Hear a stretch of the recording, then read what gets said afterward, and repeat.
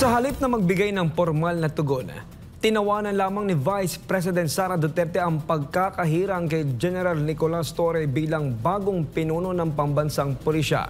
Si Paul Montibon sa balita. Sorry, that's my reaction. Sir, next question.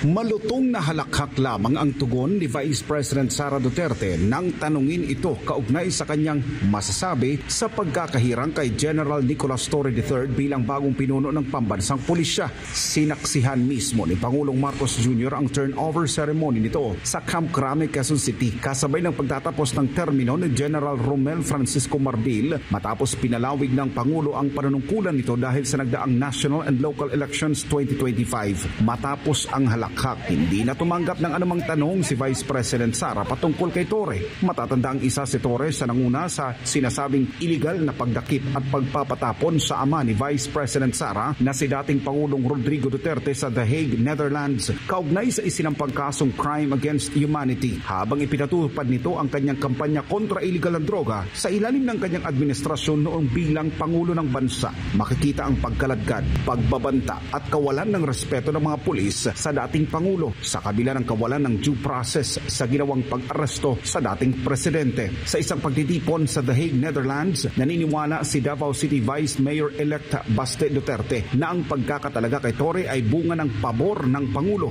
at hindi nakabatay sa merito o track record nito. Government ngayon is not based on merit, but tingnan nyo ano nangyari. You have a chief PNP na 3 ranggo ang tinalunan para maging chief PNP. It's because this is not merit-based promotion. Pabor-pabor-based promotion eh. Sa kabila ng mga seryosong aligasyon ng paglabag sa batas at paglabag sa due process na isinagawa ni General Torre laban sa Kingdom of Jesus Christ o KOJC at kay dating Pangulong Duterte, nananatiling kontrobersyal ang kanyang mahakbang na labis na kinikwestiyon ng publiko. Nobody in the right mind would do what he did. Yung sinakay niya si PRD sa aeroplano because he is a police officer. He knows the due process.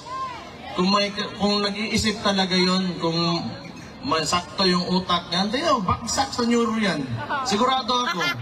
Sa kabilang banda, nabatid naman na pinaghahandaan na ng PNP ang posibleng pakikipag-ugnayan nito sa Interpol para sa posibleng pagdakip kay dating Palace spokesperson Attorney Harry Roque. Bagamat wala pang tiyak na detalye ukol dito, pinaliwanag ni Torre ang kahandaan ng kanilang hanay sakaling kailanganin ang kanilang presensya at tulong. Kaugnay nito, may nararamdamang lungkot at awa si Vice President Sara para kay Attorney Harry Roque dahil sa mga kinakaharap nitong panguusig ng pamahalaan bunsod ng kanyang paninindigan para sa mga Duterte. Naawa ako kay Attorney Harry Roque dahil sa totoo lang, pakiramdam ko ay yung persecution sa kanya ay dahil sa pagpapakita niya ng suporta kay dating Pangulong Rodrigo Duterte and syempre sa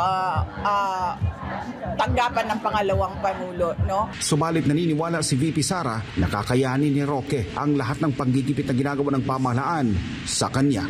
Confident naman ako na sobrang galing na abogado ni Attorney Harry Roque na kaya sagutin kung ano man yung mga akusasyon, paratang or kahit ano man yung persecution na gagawin sa kanya. Ang advice ko sa kanya, actually wala akong advice sa kanya. Lagi pag nakikita kami, tinatanong ko siya kung kamusta siya at lagi ko siyang sinasabihan na mag-ingat siya dahil hindi titigil yon sa cancellation lang ng passport niya. Para sa Diyos at sa Pilipinas, kumahal. Nag-uulat Paul Montibon, SMNA News.